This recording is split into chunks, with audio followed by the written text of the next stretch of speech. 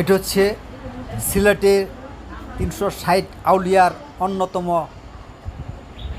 হজরত চাশনি পীর রহমতুল্লাহ আলাইহির মাজার শরীফ।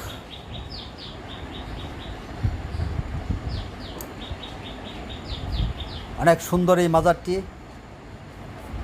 ওনারা ইসলাম প্রচারের উদ্দেশ্যে হজরত শাহজালাল রহমতুল্লাহ আলাইহির সাথে এদেশে এসেছিলেন।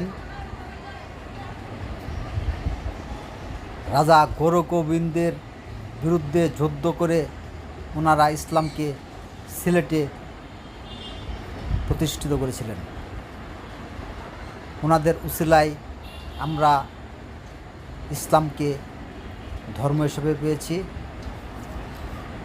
আমার ইউটিউব চ্যানেলটিকে সবাই সাবস্ক্রাইব করবেন, সেই সাথে লাইক এবং কমেন্ট করবেন। খোদা হাফেজ বন্ধুরা।